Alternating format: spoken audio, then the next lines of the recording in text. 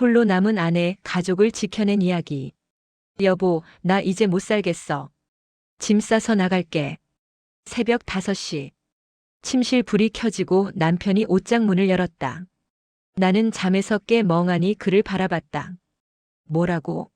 지금 뭐라고 한 거지? 남편은 대답 없이 옷을 꺼내 가방에 넣기 시작했다. 양말, 속옷, 와이셔츠. 침착하게 마치 수십 번 연습이라도 한 것처럼. 결혼 13년 만에 아무런 징조도 없이 남편은 정말로 짐을 쌌다. 그리고 현관문을 나섰다. 시부모님, 두 아이 그리고 아무것도 이해하지 못하는 나만 남았다. 평범한 가정의 하루. 우리는 정말 평범한 가족이었다. 남편 준호는 건실한 회사원이었고 나는 살림을 맡은 주부였다. 우리는 시부모님과 함께 사는 2층짜리 단독주택에 살았다. 1층엔 시부모님이, 2층엔 우리 가족이 생활했다. 매일 아침 6시 반이면 나는 부엌에 섰다. 시아버지 건강을 위한 채소죽, 준호가 좋아하는 된장찌개, 아이들이 먹을 계란말이. 7시가 되면 온 가족이 식탁에 둘러앉았다. 아빠, 오늘 체육 시간에 축구해요. 10살 큰아들 동현이가 신나서 얘기했다. 그래. 아빠도 학교 다닐 때 축구 잘했는데. 준호는 아들의 머리를 쓰다듬으며 웃었다. 6살 딸 수아는 할머니 무릎에 앉아 밥을 먹었다. 시어머니는 수아를 무척 예뻐하셨다. 우리 손녀 오늘도 예쁘네. 유치원 가서 선생님 말씀 잘 들어야 한다. 네, 할머니. 아침 식사가 끝나면 준호는 출근 준비를 했다. 넥타이를 매고 구두를 신는 그의 모습은 익숙했다. 13년을 함께 살며 본 그 모습. 다녀올게. 응, 조심히 다녀와. 현관에서 가벼운 입맞춤. 루틴이었다. 특별할 것 없는 평범한 일상. 아이들을 학교와 유치원에 보내고 나면 시어머니와 함께 집안일을 했다. 빨래를 돌리고 걸레질을 하고 점심 준비를 했다. 시어머니는 좋은 분이셨다. 시댁살이가 힘들다는 친구들 얘기를 들을 때면 나는 운이 좋다고 생각했다. 며느리야, 오늘 점심은 내가 할 테니 너 좀 쉬어. 괜찮아요, 어머니. 제가 할게요. 에이, 너도 쉬어야지. 매일 고생하는데. 오후엔 동네 엄마들과 차를 마시거나 마트에 장을 보러 갔다. 저녁 때가 되면 다시 부엌에 섰다. 준호가 좋아하는 제육볶음, 시아버지를 위한 나물 반찬들, 아이들이 잘 먹는 두부조림. 저녁 8시 준호가 돌아왔다. 다녀왔습니다. 어서 오세요. 저녁 차렸어요. 온 가족이 다시 식탁에 모였다. 하루 중 가장 따뜻한 시간이었다. 동현이는 학교에서 있었던 일을 신나게 떠들었고 수아는 유치원에서 그린 그림을 자랑했다. 할아버지, 이거 할아버지 그린 거예요. 오, 우리 손녀 그림 솜씨 좋은데? 시아버지는 손녀의 그림을 보며 연신 감탄하셨다. 식사 후 준호는 거실에서 뉴스를 봤고 나는 설거지를 했다. 아이들을 씻기고 재운 뒤 11시쯤 되면 하루가 끝났다. 침대에 누우면 준호가 물었다. 오늘 힘들었어? 아니, 괜찮았어. 당신은? 나도. 그냥 평범한 하루였어. 평범한 하루. 특별할 것 없는 일상. 하지만 그게 행복이라고 믿었다. 이런 날들이 계속 이어질 거라고 생각했다. 주말이면 가족 나들이를 갔다. 근처 공원에 가서 자전거를 타거나 한강에 가서 치킨을 시켜 먹었다. 동현이는 아빠와 축구를 했고 수아는 내 손을 잡고 산책을 했다. 엄마, 나 행복해. 엄마도 수아야. 그게 진심이었다. 우리는 행복했다. 크게 부족한 것도 없었고 큰 문제도 없었다. 하지만 지금 돌이켜보면 조짐은 있었다. 준호의 표정이 점점 어두워졌다. 주말에도 핸드폰만 들여다봤다. 대화가 줄었다. 무슨 생각해? 응? 아무것도. 요즘 표정이 안 좋아. 회사 일 때문에 스트레스 받아? 아니야. 그냥 좀 피곤해서. 나는 그 말을 믿었다. 아니, 믿고 싶었다. 설마 뭔가 큰 문제가 있을 거라곤 상상도 못했다. 그게 착각이었다는 걸 깨달은 건 그날 새벽이었다. 남편의 돌연한 집 나감. 11월의 어느 금요일 밤이었다. 준호는 평소보다 더 늦게 들어왔다. 자정이 넘어서였다. 나는 거실 소파에서 졸다가 현관문 열리는 소리에 깼다. 늦었네. 회식 있었어? 응. 한 단어. 그리고 침실로 직행. 평소와 달랐다. 보통은 밥 먹었어? 그 정도는 물었는데. 나는 불안한 마음으로 뒤따라 들어갔다. 준호는 이미 옷장을 열고 있었다. 그런데 옷을 꺼내고 있었다. 아니, 꺼내는 정도가 아니라 가방에 넣고 있었다. 뭐해? 출장? 준호가 멈췄다. 그리고 천천히 나를 돌아봤다. 그 눈빛. 낯설었다. 13년을 함께 산 남편의 눈이 아니었다. 여보. 응. 나 이제 못 살겠어. 뭐? 이 생활. 더 이상 못하겠어. 귀를 의심했다. 무슨 소리야? 준호는 대답 없이 다시 짐을 쌌다. 양말, 속옷, 와이셔츠, 바지. 잠깐만. 무슨 소리야? 갑자기 왜 이래? 갑자기가 아니야. 그럼 언제부터? 오래됐어.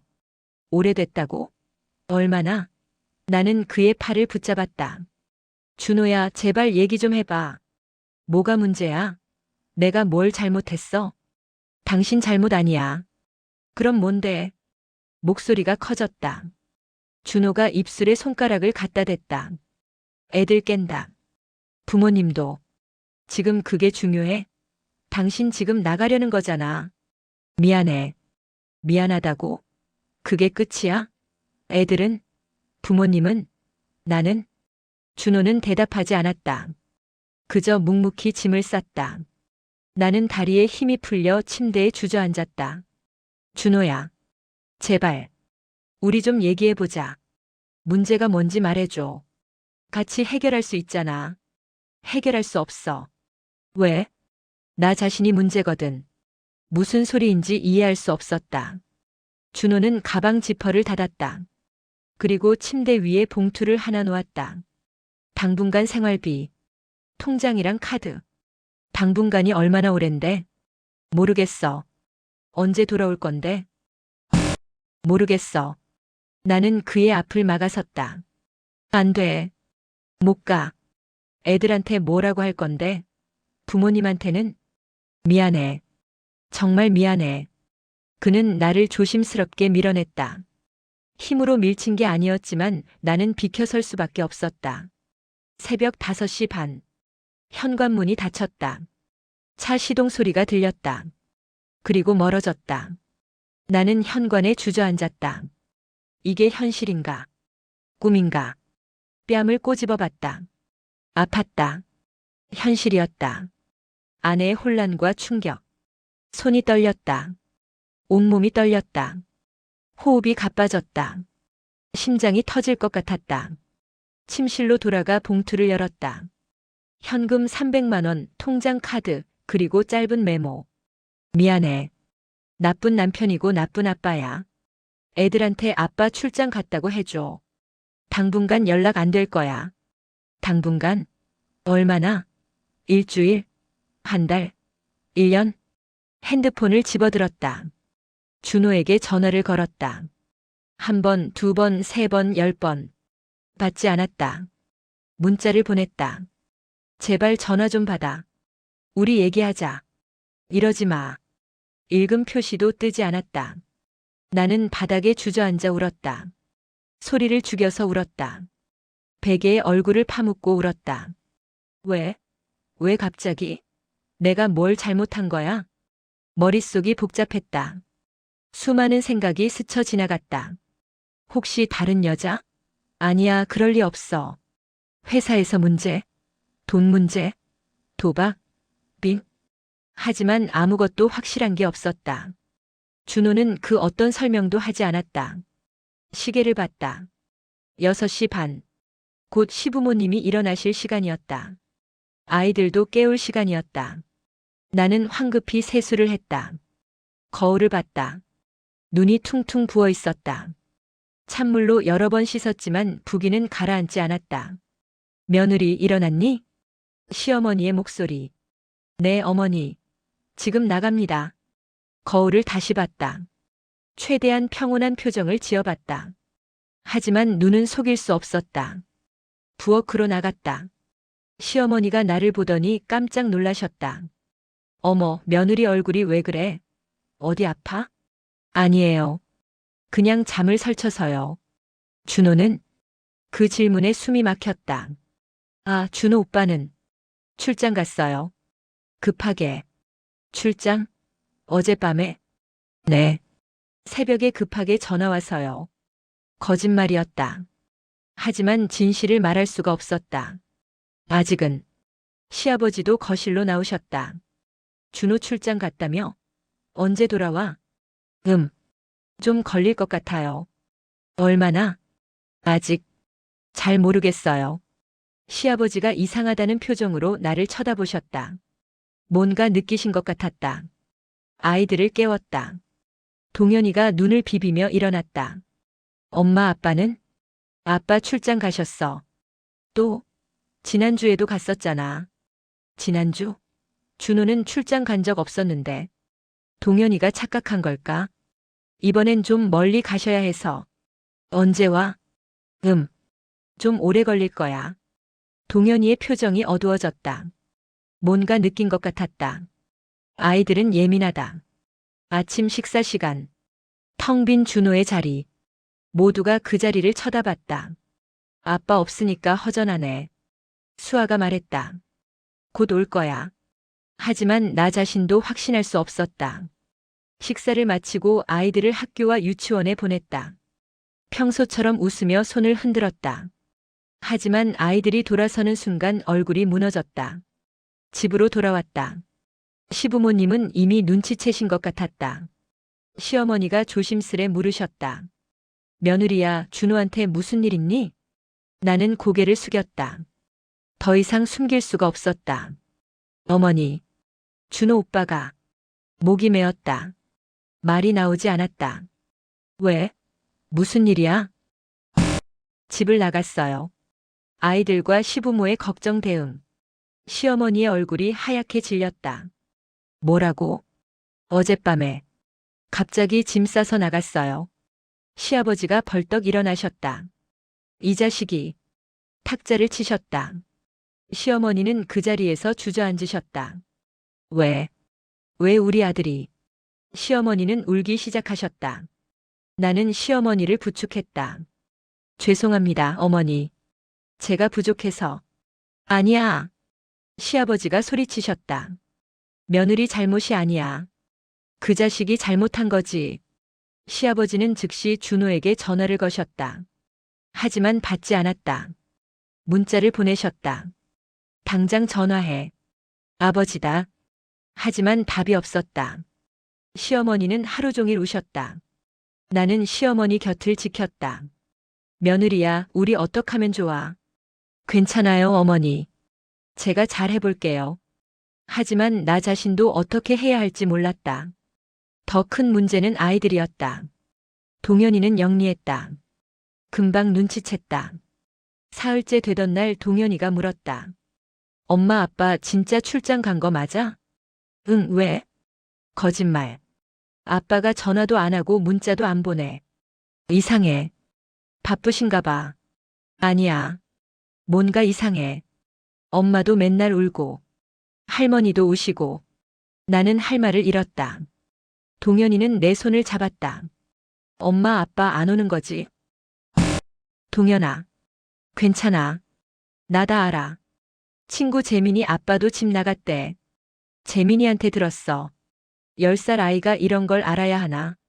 가슴이 찢어지는 것 같았다. 동현아, 미안해. 엄마가 왜 미안해? 아빠가 나쁜 거지. 동현이는 씩씩한 척했지만 눈가가 붉어졌다.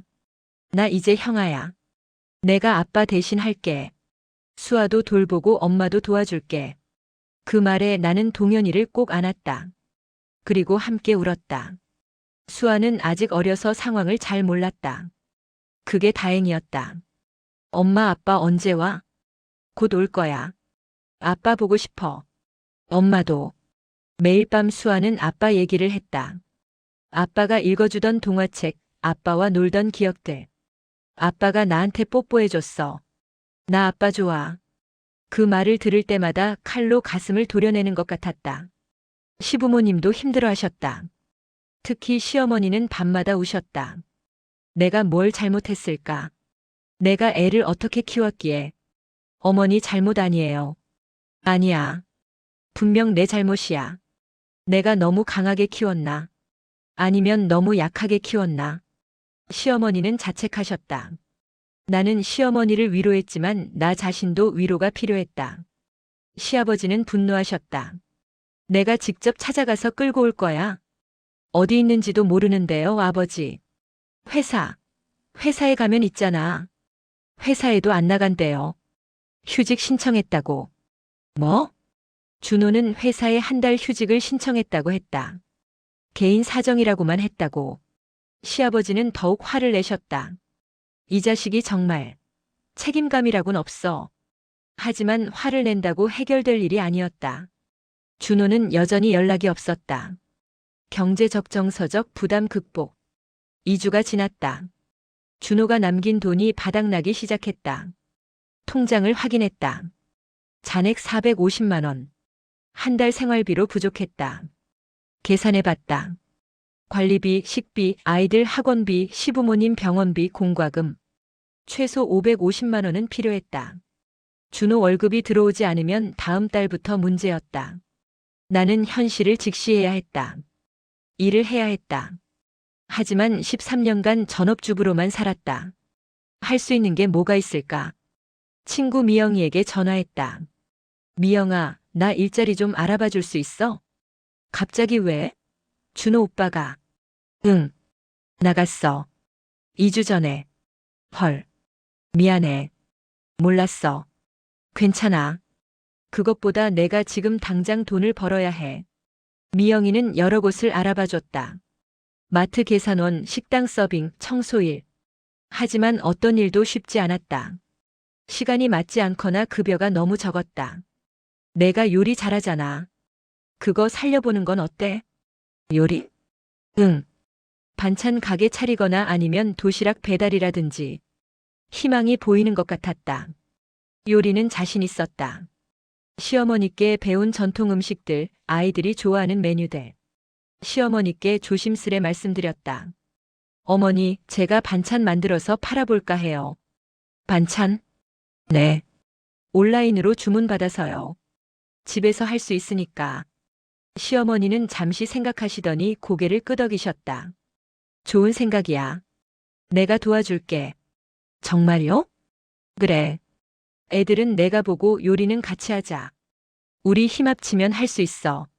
나는 작은 사업자 등록을 냈다. 상호는 엄마의 식탁. 메뉴는 김치, 장조림, 멸치볶음, 시금치나물, 콩자반. 동네 맘카페에 글을 올렸다. 정성껏 만든 집밥 반찬 판매합니다. 엄마 손맛 그대로. 소량 주문도 환영합니다. 첫 주문이 들어왔다. 2만 원어치. 떨리는 손으로 반찬을 담았다. 잘 먹었습니다. 정말 맛있어요. 다음에 또 주문할게요. 그 한 줄의 후기가 나에게 큰 힘이 되었다. 주문이 조금씩 늘었다. 입소문이 났다. 한 달 후 월 매출 100만 원을 넘었다. 시어머니와 함께 새벽부터 부엌에 섰다. 김치를 담그고 멸치를 볶고 장조림을 끓였다. 며느리야 힘들지? 아니에요. 이렇게라도 할 수 있어서 다행이에요. 우리 며느리 장하다. 시어머니의 격려가 힘이 되었다. 하지만 경제적 어려움보다 더 힘든 건 정서적 고통이었다. 밤마다 잠이 오지 않았다. 옆자리가 텅 비어 있었다. 13년을 함께 잔 그 자리. 내가 뭘 잘못한 걸까? 자책이 끝없이 밀려왔다. 내가 더 예뻐지려 노력했어야 했나? 더 다정했어야 했나? 덜 잔소리했어야 했나? 거울을 봤다. 핏기 없는 얼굴, 푸석푸석한 피부, 빠진 머리카락. 나는 나 자신조차 돌보지 못하고 있었다. 아이들 앞에서는 울지 않으려 했다. 화장실에 숨어 울었다. 샤워하면서 울었다. 새벽에 홀로 울었다. 어느 날 동현이가 그림을 그려왔다. 가족 그림이었다. 엄마, 할머니, 할아버지, 자기 수아. 그리고 구석에 작게 그려진 아빠. 아빠는 우산을 쓰고 빗속에 혼자 서 있었다. 엄마, 아빠 추울 것 같아. 아빠 혼자 비 맞고 있어. 그 그림을 보는 순간 눈물이 쏟아졌다. 동현아, 엄마 아빠한테 우산 가져다 줘. 아빠 춥겠어. 10살 아이가 아직도 아빠를 걱정하고 있었다. 나를 떠난 아빠를, 우리를 버린 아빠를. 엄마가 노력해 볼게. 하지만 어떻게? 연락도 안 되는데. 친구 미영이가 상담을 권했다. 혼자 끙끙 앓지 마. 전문가 도움 받아봐. 나는 구청 가족 상담센터를 찾았다. 중년의 여자 상담사가 나를 맞아줬다. 어떤 일로 오셨어요? 남편이 집을 나갔어요. 3주 전에. 연락은요? 한 번도 없어요. 상담사는 차분히 내 얘기를 들어줬다. 판단하지 않았다. 그저 들어줬다. 많이 힘드시겠어요? 네. 제가 뭘 잘못한 건지 모르겠어요. 당신 잘못이 아니에요. 그 말에 눈물이 터졌다. 당신은 아무 잘못도 하지 않았어요. 남편분이 선택한 거예요. 당신 책임이 아니에요. 처음으로 누군가가 내 편을 들어준 것 같았다. 상담사는 구체적인 조언을 해줬다. 지금 가장 중요한 건 당신 자신을 돌보는 거예요. 아이들을 돌보려면 먼저 당신이 건강해야 해요. 어떻게요? 매일 30분씩 당신만의 시간을 가지세요. 산책을 하든 좋아하는 음악을 듣든. 그리고 작은 목표를 세우세요. 오늘 하루 잘 버텼다. 이번 주 잘 견뎠다. 이렇게요. 나는 그 조언을 따르기로 했다. 매일 새벽 6시에 일어나 30분씩 동네를 걸었다. 처음엔 머릿속이 복잡했다. 하지만 며칠 지나니 조금씩 정리되는 느낌이었다. 운동화를 신고 나서면 차가운 아침 공기가 폐를 채웠다. 살아있다는 느낌. 아직 포기하지 않았다는 증거. 가족 갈등과 해결 과정. 한 달이 지났다. 준호에게서 여전히 아무런 연락이 없었다. 그러던 어느 날 시누이 수진이가 찾아왔다. 준호의 여동생이었다. 올케 언니. 수진아. 어쩐 일이야? 수진의 표정이 심상치 않았다. 오빠 얘기 좀 들었어요. 응. 대체 무슨 일이에요? 오빠가 왜 집을 나갔어요? 나도 몰라. 에이, 말이 안 되잖아요. 멀쩡한 사람이 갑자기 집을 나가요? 분명 이유가 있을 텐데. 수진의 목소리에 비난의 뉘앙스가 섞여 있었다. 올케 언니가 뭔가 잘못한 거 아니에요? 뭐? 오빠가 그럴 사람이 아니잖아요. 분명 올케 언니가. 수진아. 시어머니가 끼어드셨다. 무슨 말을 그렇게 하니? 엄마, 근데 이상하잖아요. 내 오빠가 잘못한 거야. 며느리는 아무 잘못 없어. 하지만 수진은 못마땅한 표정이었다. 나는 억울했다. 수진아, 나도 이유를 모르겠어. 정말로. 그럴 리가요. 부부 사이에 문제없이 갑자기 나갈 순 없잖아요. 있어. 그게 바로 우리야. 수진은 코웃음을 쳤다. 혹시 올케 언니가 바람 피운 거 아니에요? 뭐라고? 나는 벌떡 일어났다. 지금 무슨 말 하는 거야? 아니면 오빠 돈 문제? 올케 언니가 돈을 낭비했다든지. 수진아, 그만해. 시아버지가 소리치셨다. 며느리한테 함부로 굴지 마. 수진은 입술을 깨물더니 돌아섰다. 어쨌든 오빠는 그럴 사람이 아니에요. 분명 올케 언니 때문일 거예요. 문을 쾅 닫고 나갔다. 나는 그 자리에 주저앉았다. 시어머니가 내 어깨를 감싸 안으셨다. 신경 쓰지 마. 수진이는 오빠만 보고 자라서 그래. 하지만 상처는 깊었다. 나를 의심하는 시선들. 동네 사람들도 수군거렸다. 마트에 가면 사람들의 시선이 느껴졌다. 저 집 며느리 남편이 집 나갔다며? 뭔가 있었던 거 아닐까? 남자가 멀쩡히 있다가 갑자기 집을 나가나. 원래 좀 차가워 보이더라. 소곤거리는 소리가 들렸다. 나는 고개를 숙이고 빨리 장을 봤다. 집으로 돌아오는 길 이웃 김아주머니를 만났다. 아이고 며느리. 요즘 많이 힘들다며? 네. 남편이 바람 피웠어? 아니에요. 그럼 도박? 빙? 그것도 아니에요. 그럼 뭐야? 이유 없이 집을 나가? 네.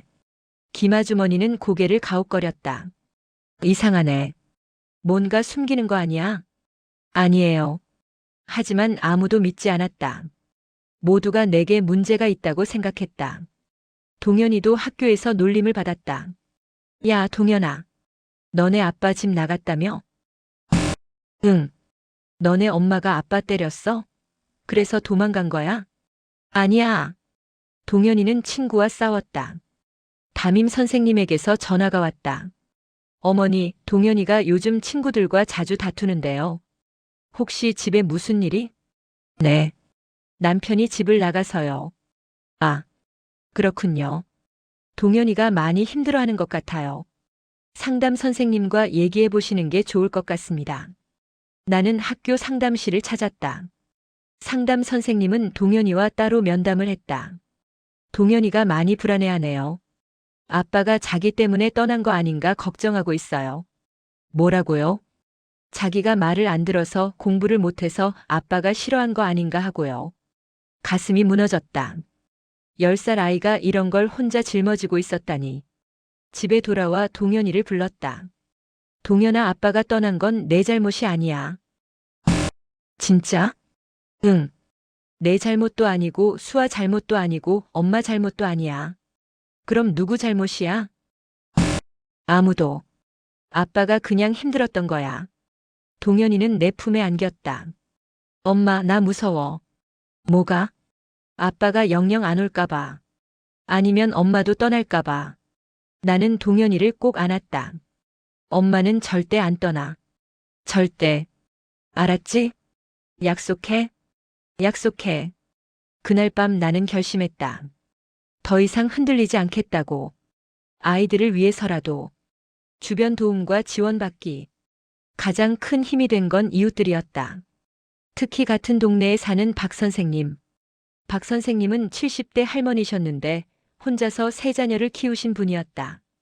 어느 날 박 선생님이 집에 찾아오셨다. 며느리, 나 좀 도와줄 수 있겠니? 네. 무슨 일이세요? 김장김치 좀 담그려고 하는데 혼자 하기 힘들어서. 품앗이로 도와주면 내가 반찬 몇 가지 만들어줄게. 나는 기꺼이 도와드렸다. 박 선생님 댁에서 함께 김장을 담그며 이런저런 얘기를 나눴다. 며느리, 요즘 많이 힘들지? 네. 나도 그랬어. 내 나이 때 남편을 잃었거든. 네. 교통사고였지. 갑자기였어. 새 아이가 어렸는데. 어떻게 견디셨어요? 박 선생님은 배추를 절이며 말씀하셨다. 하루하루였지. 오늘만 버티자. 이번 주만 버티자. 그렇게 40년이 흘렀네. 힘들지 않으셨어요? 힘들었지. 죽고 싶을 때도 많았어. 근데 애들 보면 그럴 수가 없더라고. 박 선생님은 내 손을 꼭 잡으셨다. 며느리, 너도 할 수 있어. 지금은 막막하겠지만 시간이 지나면 길이 보여. 그리고 너는 혼자가 아니야. 우리가 있잖아. 그 말이 큰 위로가 되었다. 동네 맘카페에서도 도움을 받았다. 내 사연을 조심스레 올렸더니 많은 엄마들이 댓글을 달아줬다.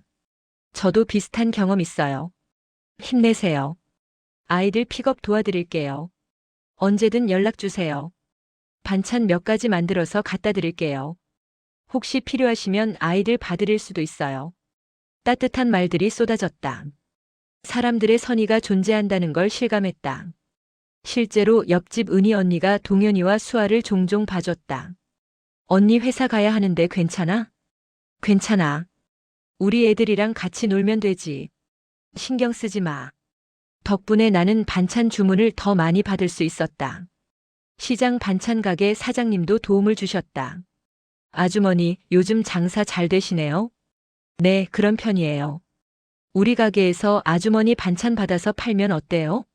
위탁 판매로. 정말요? 네. 맛있으니까. 서로 좋잖아요. 그렇게 판로가 넓어졌다.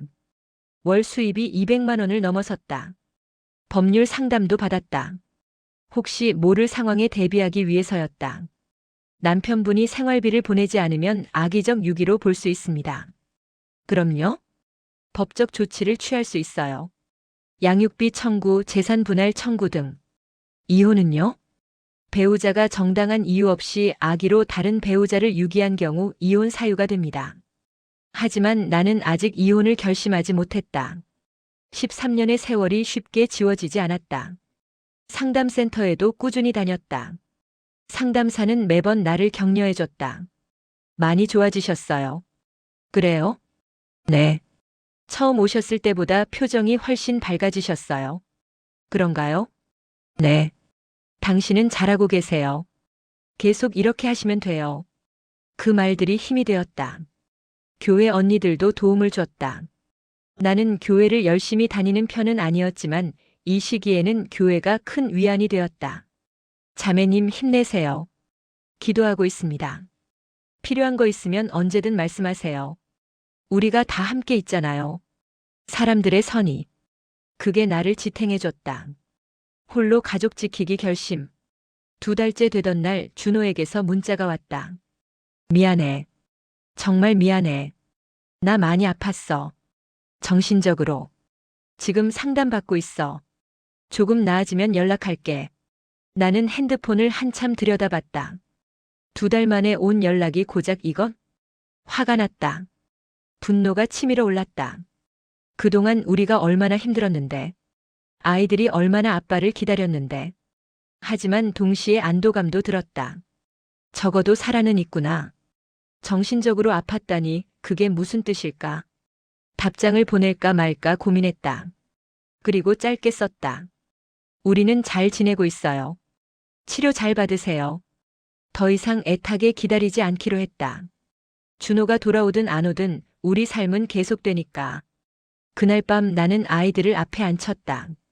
애들아, 엄마가 얘기 좀 할게. 응. 아빠가 한동안 안 오실 것 같아. 아빠가 지금 많이 아프셔. 어디가 아파? 마음이. 마음이 아프셔서 치료받고 계셔. 동현이가 물었다. 그럼 나으면 와? 모르겠어. 근데 중요한 건 아빠가 오든 안 오든 우리는 잘 살 거야. 엄마 혼자서? 아니야. 우리 함께. 엄마, 동현이, 수아, 할머니, 할아버지. 우리 모두 함께. 수아가 내 손을 잡았다. 엄마, 나 엄마 도와줄 거야. 나도. 동현이도 손을 잡았다. 엄마, 우리 힘내자. 3사람이 포옹했다. 우리는 팀이었다. 가족이었다. 그날 밤 나는 일기를 썼다. 오늘 아이들에게 솔직하게 말했다. 아빠가 한동안 안 올 수도 있다고. 아이들은 씩씩하게 받아들였다. 이 아이들이 나보다 강하다. 준호, 당신이 왜 떠났는지 이제는 중요하지 않아. 화도 나고 서럽고 억울하지만 나는 무너질 수 없어. 이 아이들 때문에. 나는 해낼 거야. 우리는 해낼 거야. 반드시. 그 결심 이후 뭔가 달라졌다. 더 이상 피해자가 아니었다. 생존자였다. 싸우는 사람이었다. 반찬 사업을 확장했다.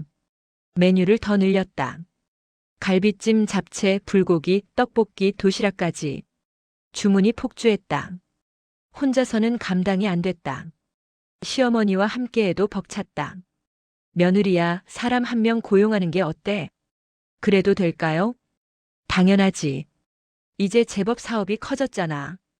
동네 청년 1명을 아르바이트로 고용했다. 대학생 지훈이었다. 성실하고 부지런했다.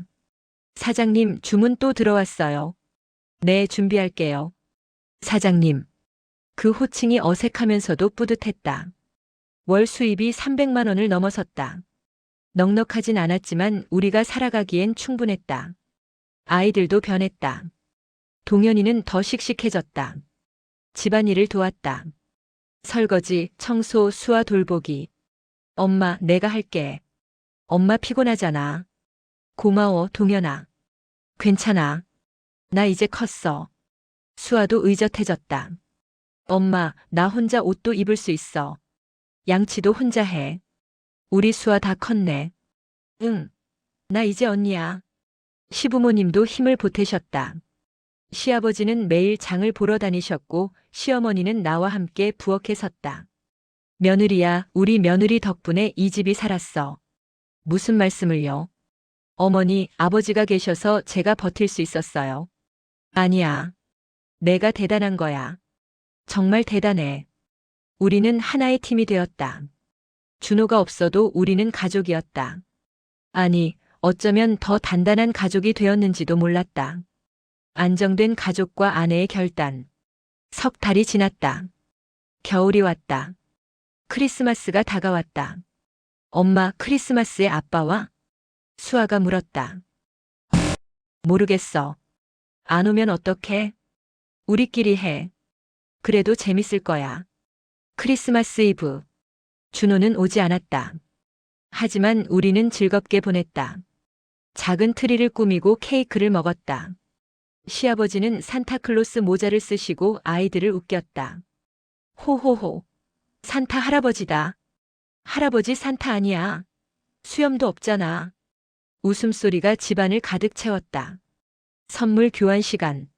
나는 아이들에게 책과 장난감을 준비했다. 아이들도 나에게 선물을 줬다. 동현이는 편지를 줬다. 엄마, 내 소원은 엄마가 행복한 거야. 엄마 사랑해. 우리 힘내자. 수아는 그림을 그려줬다. 엄마가 웃고 있는 그림이야. 엄마가 맨날 웃었으면 좋겠어. 나는 아이들을 꼭 안았다. 눈물이 났지만 이번엔 슬픈 눈물이 아니었다. 고마운 눈물이었다. 설날이 지나고 봄이 왔다. 새로운 계절이었다. 어느 토요일 오후 나는 혼자 카페에 앉아 있었다. 시어머니가 아이들을 봐주셨다. 창밖을 보며 커피를 마셨다. 사람들이 오갔다. 연인들, 가족들, 친구들. 평범한 일상. 그때 핸드폰이 울렸다. 준호였다. 이번엔 전화였다. 여보세요. 나야. 석 달 만에 듣는 목소리. 낯설었다. 네. 얘기 좀 할 수 있을까? 만나서. 나는 잠시 망설였다. 언제요? 내일 괜찮아? 시간 보고 연락드릴게요. 고마워. 그리고 미안해. 전화를 끊었다. 마음이 복잡했다. 만나야 할까? 만나서 뭘 얘기해야 할까? 집으로 돌아가며 생각했다. 나는 준호를 용서할 수 있을까? 다시 받아들일 수 있을까? 솔직히 모르겠다. 하지만 한 가지는 확실했다. 나는 더 이상 예전의 내가 아니었다. 약하고 의존적이던 그 사람이 아니었다. 나는 강해졌다. 홀로 가정을 지켜냈다. 아이들을 키웠다. 사업을 일으켰다. 시부모님을 모셨다. 준호가 돌아오든 안 오든 이혼을 하든 안 하든 나는 괜찮을 것이었다. 다음 날 나는 준호를 만났다. 동네 카페였다. 준호는 많이 야위어 있었다. 수염이 자라 있었고 눈빛이 초점을 잃은 것 같았다. 왔어? 응. 우리는 마주 앉았다. 긴 침묵이 흘렀다. 미안해. 준호가 먼저 말했다. 3달 동안 생각 많이 했어. 내가 왜 그랬는지. 그래서? 나 번아웃이었던 것 같아. 회사 일, 가족 부양 모든 게 버거웠어. 숨이 막혔어. 그래서 도망친 거예요? 응. 도망쳤어. 비겁했어. 나는 커피를 한 모금 마셨다. 지금은요? 상담받으면서 많이 나아졌어. 약도 먹고 있고. 돌아가고 싶어. 돌아가고 싶다고요? 응. 미안해. 정말 미안해. 다시 기회를 줄 수 있을까? 나는 준호를 쳐다봤다. 13년을 함께 산 사람. 내 아이들의 아빠. 준호 씨. 응. 저는 3달 동안 많이 변했어요. 당신 없이도 살 수 있다는 걸 알았어요. 준호의 얼굴이 굳었다. 그렇다고 바로 용서할 순 없어요. 3달 동안 우리가 얼마나 힘들었는지 알아요? 미안해. 아이들이 얼마나 아빠를 기다렸는지, 어머니가 얼마나 우셨는지, 나는 얼마나 무너질 뻔했는지. 눈물이 났다. 하지만 우리는 견뎠어요. 버텼어요. 당신 없이도. 알아. 미안해. 만약 돌아온다면 조건이 있어요. 뭐든지 할게. 첫째, 치료 계속 받으세요. 둘째, 가족 상담 함께 받아요. 셋째, 다시는 도망치지 마세요. 힘들면 말해요. 우리가 함께 해결해요. 준호는 고개를 끄덕였다. 알았어. 약속할게. 그리고 마지막.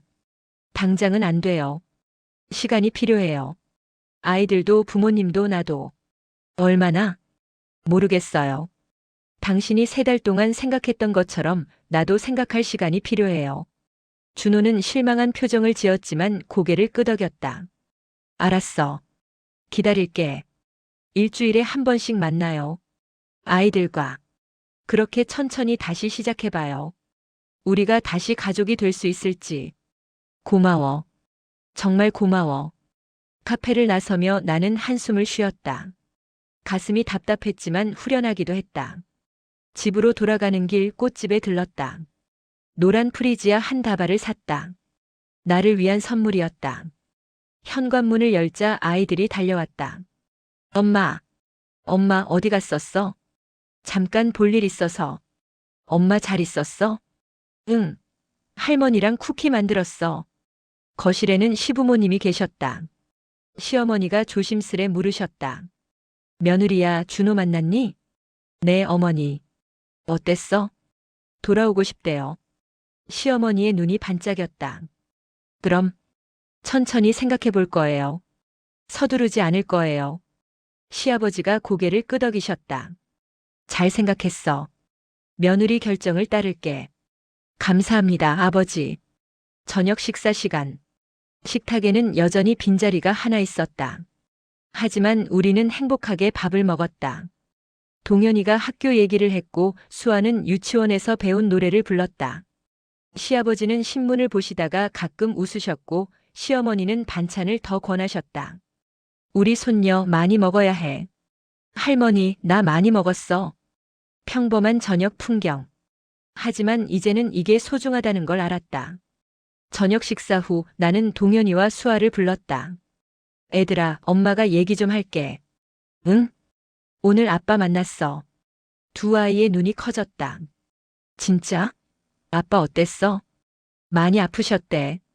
근데 이제 좀 나아지셨대. 그럼 아빠와? 수아가 기대에 찬 눈으로 물었다. 천천히. 우리 천천히 다시 만나볼 거야. 다음 주말에 아빠 만날 건데 같이 갈래? 응. 나도. 아이들은 신나했다. 나는 복잡한 마음으로 아이들을 바라봤다. 그날 밤 아이들을 재우고 베란다에 나왔다. 봄바람이 불었다. 따뜻했다. 하늘을 올려다봤다. 별이 반짝였다. 수많은 별들. 나도 저 별처럼 빛날 수 있을까? 그럴 수 있을 것 같았다. 아니, 이미 빛나고 있었다. 나는 무너지지 않았다. 포기하지 않았다. 아이들을 지켰다. 가족을 지켰다. 나 자신을 지켰다. 준호가 돌아올지 우리가 다시 가족이 될 수 있을지는 아직 모른다. 하지만 상관없었다. 중요한 건 나와 아이들이었다. 우리의 행복이었다. 우리의 평화였다. 그리고 나는 이제 알았다. 나는 혼자가 아니라는 것을. 가족이 있고 친구들이 있고 이웃들이 있다는 것을. 무엇보다 나 자신이 있다는 것을. 며칠 후 첫 가족 만남이 있었다. 공원에서 만났다. 준호는 긴장한 얼굴로 나타났다. 아빠. 수아가 달려갔다. 준호는 수아를 안아 올렸다. 수아야, 보고 싶었어. 나도. 동현이는 조심스럽게 다가갔다. 아빠. 동현아, 미안해. 아빠가 잘못했어. 동현이는 대답 없이 준호를 쳐다봤다. 그리고 천천히 고개를 끄덕였다. 우리는 공원을 걸었다. 어색했다. 하지만 조금씩 대화가 오갔다. 아빠, 나 학교에서 상 받았어. 진짜? 우리 아들 대단한데? 응. 그림 대회에서. 아빠한테 보여줄래? 응. 2시간이 금방 지나갔다. 헤어질 시간이었다. 다음 주에도 볼 수 있어? 준호가 물었다. 나는 아이들을 쳐다봤다. 아이들은 고개를 끄덕였다. 네. 다음 주에 봐요. 고마워. 집으로 돌아가는 차 안에서 동현이가 물었다. 엄마, 아빠 다시 우리랑 살아? 모르겠어. 아직은. 엄마는 어떻게 하고 싶어? 나는 잠시 생각했다. 엄마는 우리가 행복하면 좋겠어. 아빠가 있든 없든. 나도. 동현이가 말했다. 나도 그냥 우리가 행복했으면 좋겠어. 수아도 고개를 끄덕였다. 응, 나도. 나는 미소 지었다. 이 아이들이 있어 나는 행복했다. 다음 주, 또 다음 주. 우리는 준호와 계속 만났다. 천천히 조금씩. 준호는 변했다. 더 솔직해졌고 더 열려 있었다. 상담을 꾸준히 받고 있다고 했다. 나 많이 배웠어. 내 감정을 표현하는 법, 도움을 요청하는 법. 잘하고 있네요. 당신 덕분이야. 아니에요. 준호 씨 자신의 노력이에요. 한 달이 지났다. 어느 날 저녁 준호가 조심스레 물었다. 나 집에 돌아가도 될까? 나는 시부모님과 아이들을 쳐다봤다. 모두가 나를 보고 있었다. 어머니, 아버지. 어떻게 생각하세요? 시아버지가 말씀하셨다. 며느리 생각이 중요해. 내가 결정해. 나는 준호를 쳐다봤다. 그리고 아이들을 봤다. 기대에 찬 두 눈. 좋아요. 돌아오세요. 수아가 환호했다. 아빠 온대. 동현이도 웃었다. 처음으로 진심으로 웃는 것 같았다. 하지만 나는 준호에게 단단히 말했다. 조건 잊지 마세요. 상담 계속 받고 가족 상담도 함께 하고 힘들면 말하기. 알았어. 약속할게. 그리고 한 가지 더. 우리는 예전으로 돌아가는 게 아니에요. 새로 시작하는 거예요. 새로운 가족으로. 준호는 고개를 끄덕였다. 알았어. 새로운 시작. 다음 주말 준호가 집으로 돌아왔다. 아이들은 신났지만 나는 조심스러웠다. 첫날 밤 준호와 나는 거실에 앉아 얘기를 나눴다. 앞으로 어떻게 할 거예요? 매주 상담 받을 거야. 당신도 함께. 그리고 아이들과 더 많은 시간 보내고 싶어. 회사는요? 부서 이동 신청했어. 덜 바쁜 곳으로. 승진은 늦어질 수 있지만 괜찮아. 가족이 더 중요하니까. 나는 조금 놀랐다. 준호가 그런 결정을 내릴 줄은 몰랐다. 그리고 당신 사업도 돕고 싶어. 내가 할 수 있는 게 있으면 말해줘. 정말요? 응. 우리 함께 하는 거잖아. 나는 조심스럽게 미소 지었다. 아직 완전히 믿을 순 없었지만 시작이었다. 시간이 흘렀다. 한 달, 두 달, 석 달. 준호는 약속을 지켰다. 매주 상담을 받았고 우리는 가족 상담도 함께 받았다. 힘들 때는 말했다. 오늘 너무 힘들어. 혼자 좀 있어도 될까? 나는 이해했다. 그래요. 쉬세요. 주말이면 우리는 함께 시간을 보냈다. 공원에 가고 영화를 보고 집에서 보드게임을 했다. 동현이와 준호는 다시 가까워졌다. 함께 축구를 하고 숙제를 했다. 수아는 아빠가 돌아온 게 세상에서 제일 행복하다고 했다. 시부모님도 좋아하셨다. 우리 아들이 달라졌어. 더 성숙해진 것 같아. 나와 준호의 관계도 천천히 회복되었다. 완전히 예전처럼은 아니었다. 하지만 어쩌면 더 나았다. 우리는 더 솔직했다. 더 많이 대화했다. 더 서로를 존중했다. 어느 날 밤 준호가 말했다. 고마워. 왜요? 날 다시 받아줘서. 기회를 줘서. 저도 고마워요. 돌아와줘서. 노력해줘서. 우리는 손을 잡았다. 따뜻했다. 1년이 지났다. 봄이 다시 왔다. 우리 가족은 다시 공원에 나왔다. 작년 이맘때 준호가 집을 나갔던 그때. 작년 이맘때 생각나? 준호가 물었다. 응. 생각나요. 미안해. 그때. 이제 괜찮아요. 우리 이겨냈잖아요. 동현이와 수아는 앞에서 뛰어놀고 있었다. 시부모님은 벤치에 앉아 계셨다. 우리 정말 잘 해냈어. 준호가 말했다. 당신이 잘 해낸 거야. 나는 도망쳤는데. 아니에요. 우리 함께 해낸 거예요. 이제는. 준호는 내 손을 꼭 잡았다. 사랑해. 나도요. 벚꽃이 흩날렸다. 분홍빛 꽃잎들이 바람에 날렸다. 새로운 계절이었다. 새로운 시작이었다. 우리는 완벽하지 않았다. 여전히 힘들 때가 있었고 다툴 때도 있었다. 하지만 괜찮았다. 왜냐하면 우리는 함께였으니까. 그리고 나는 알았다. 홀로 남았을 때 나는 무너지지 않았다는 것을, 가족을 지켜냈다는 것을, 그리고 그 과정에서 나 자신을 발견했다는 것을. 나는 강했다. 나는 할 수 있었다. 그리고 앞으로도 할 수 있을 것이었다. 무슨 일이 일어나든 내 옆에는 가족이 있으니까. 그리고 내 안에는 이겨낸 나 자신이 있으니까. 엄마, 여기 와봐. 수아가 부르는 소리에 나는 미소 지으며 걸어갔다. 응, 간다. 준호도 함께 걸었다. 우리는 손을 잡고 아이들에게 다가갔다. 햇살이 따뜻했다. 바람이 부드러웠다. 오늘도 내일도 우리는 함께 걸어갈 것이었다. 한 걸음씩 천천히. 하지만 단단하게. 함께.